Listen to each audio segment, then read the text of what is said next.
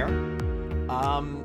This is gonna be an I don't know what of a video here. I guess technically this is going to serve as my premiere episode, I guess you would say, of my new vlog. Um, and it's gonna signal a few changes for things coming up. So, I wanted to talk about a few things with all of you out there. First off, I want to thank everyone who has supported Keeping Friendship Magic.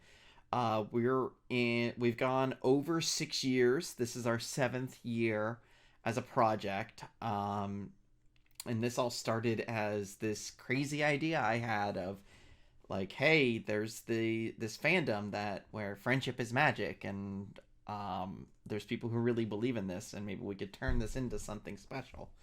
And here we are these years later, and there's more people than ever who believe. I've gotten a fiance now who is part of the project with me, and we've started doing the podcast and all these other things that I never would have dreamed years ago that I would be doing, and it's thanks to all of you. That being said, I wanted to do something new and something different. I've been racking my brains lately because I want to keep doing more of this, and I love this project, and I love speaking, I love doing research, I love social science, and I love bringing it to fandom and making people, just kind of smile. So I hope that's what I'm doing for all of you out there. I'm at least trying, and I really want to give a special shout out to everybody who has been supporting us on Patreon. It's not simple, it's not free. Certainly it costs money to do these things, and getting supporters on Patreon is big to us because it allows us to pay to get the podcast hosted, and I'm hoping someday that to have it where we can put money into other projects that we can do even more with what we've started. So I kind of had this idea recently. I was thinking back on the beginning of this project, and when this project started, one of the first iterations of it was with a blog that I had, and you can still find it. It's on Medium. If you go to medium.com, you can search for Keeping Friendship Magic and find my 6-year-old blogs. I should say, I was going to say vlogs, but they're blogs. And I was thinking, there's times where there were things I want to talk about that are like in a moment, and where it's not as simple as, oh, let's just do an episode of the podcast on this, or let me make a panel out of this. I mean, that takes a lot of time and effort and research and contacting people and working through schedules, and I have more that I want to say and get out to everybody than gets in those formats at times. And I think this natural progression is to start this vlog, and what this is going to be is me talking about various issues relating to things in the world of pop culture and fandom and Keeping Friendship Magic and social science and what have you. But it's going to be short form, a lot of very kind of probably raw footage of me just getting what's on my mind out there.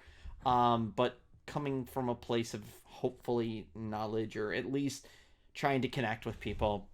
So this is technically the first episode of the vlog, and we're going to make this one public to everyone. But future episodes, I'm going to make a Patreon exclusive. So I'm gonna say, if you want to see more, you can always become a patron at patreon.com/KFM. Be honest, I'm not the best at self-promotion on here.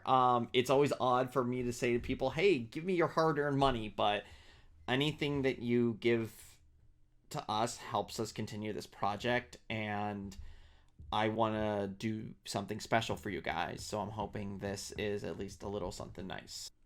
So on to today's topic. This is very much influenced by the date of today, which is, I'm recording this on January 18th, 2021, which is Martin Luther King Jr. Day here in America where I live, and um it got me thinking about a lot of things. And probably too much to even put into one little vlog, but I'm going to do what I can. Um it reminded me of myself about 20 years or so ago, and what life was like as a young gay man who had just figured out his sexuality in the late 90s, and um was very scared, very scared. um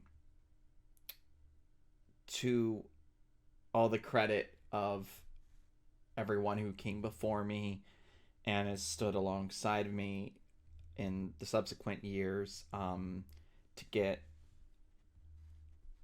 things to where they're at today, where, you know,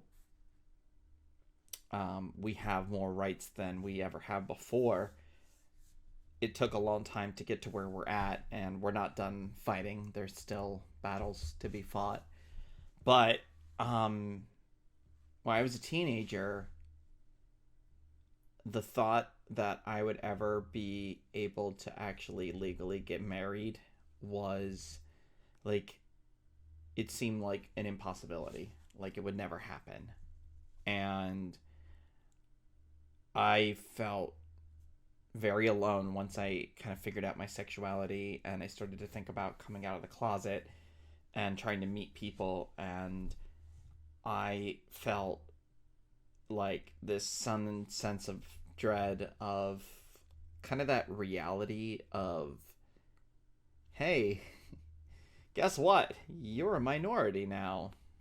Um, you know, there's something about,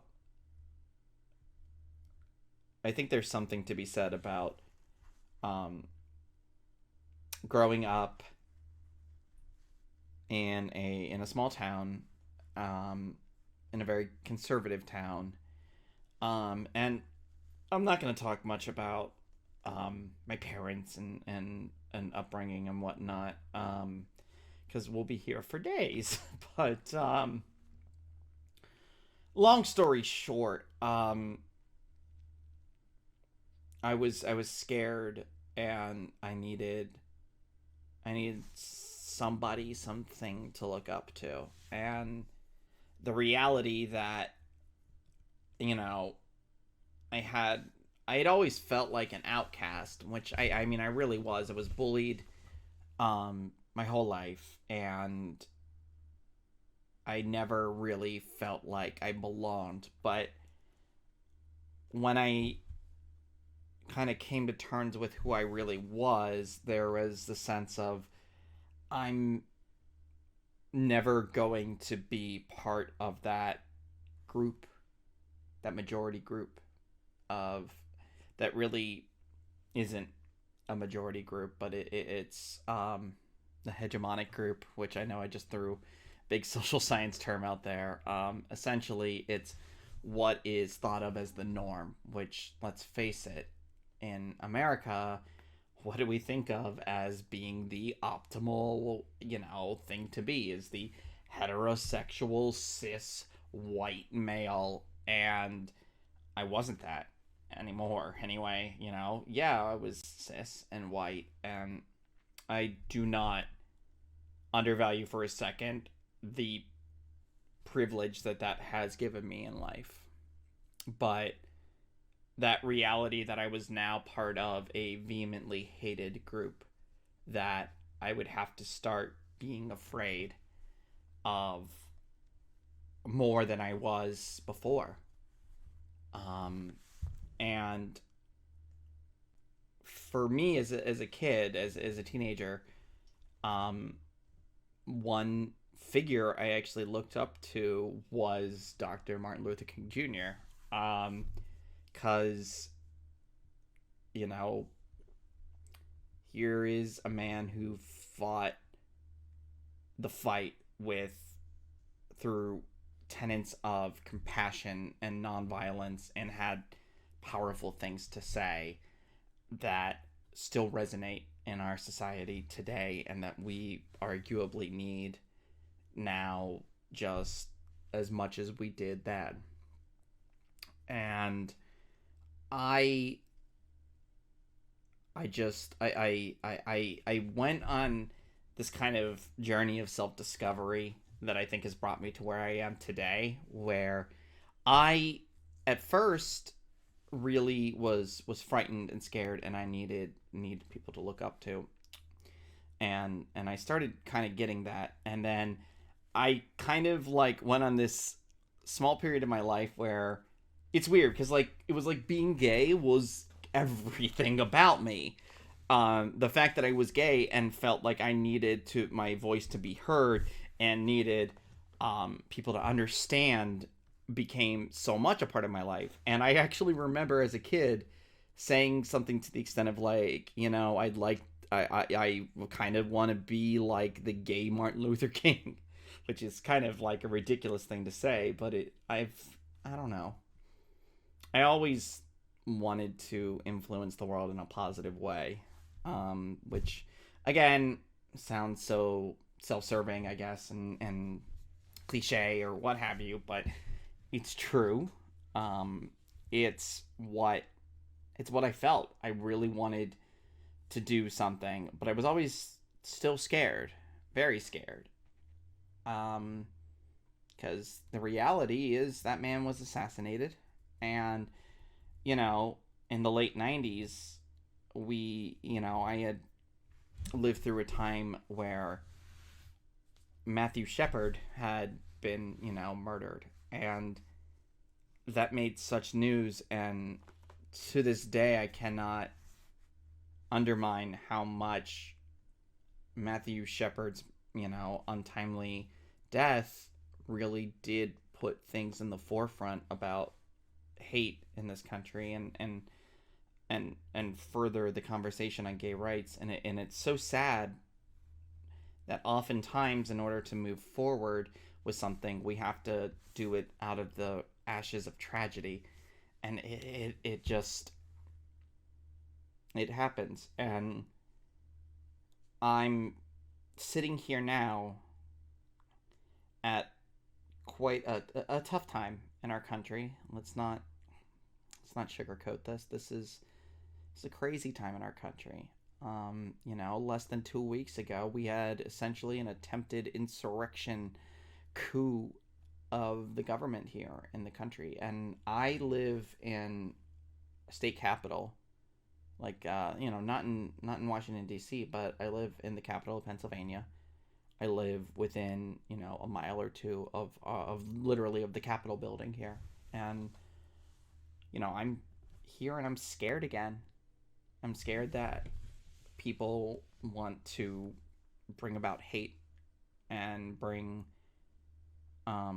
just the worst and come after me just because of who I am, and knowing what I feel just in and of myself, and knowing others who go through so much through just for being who they are, for being, gay, transgender, black, Latino, Asian American, you name it. Just it's very hard right now. And I thought about all this today, it being Martin Luther King Jr. Day, and I was reflecting back, and I was just looking up some information, looking up some of Dr. King's speeches and everything. And there's one thing that kind of brought me a little bit of hope that I wanted to kind of share, which is this following quote, which is, "We have before us the glorious opportunity to inject a new dimension of love into the veins of our civilization." And I think what I want to get across is that now that things have happened and things are in the forefront and we're being forced to have these tough moments and these tough conversations, that is what we need to focus on, is that we have an opportunity right now. If we just had everything break down, is this now the chance, now that everything's been broken down over the last couple weeks, but even beyond that, all of 2020 kind of broke down a lot of things. Do we take this as our opportunity to inject that new dimension of love and find a way to come out of this stronger? Because I might be afraid, but while I'm afraid, I'm more afraid of inaction and of doing nothing and of not continuing to spread this message of love and keeping friendship magic that this path that we've been on, and I believe in with all of my heart, and I hope you do too. So, in the words of Dr. King, we have a glorious opportunity here, and let's not squander it. Let's continue to live our lives with love and compassion and friendship. Those who are going to challenge us with hate, they will need to be held accountable, and they, hopefully, and with time, we can work towards a better tomorrow. But let's always live our lives to the fullest and live with love to make this a world that's worth believing in. So, that being said, I'm forward progress. I hope this made some semblance of sense anyway, and it was something you enjoy watching, and I hope to do more of these soon. So with that, take care, and remember to keep friendship magic.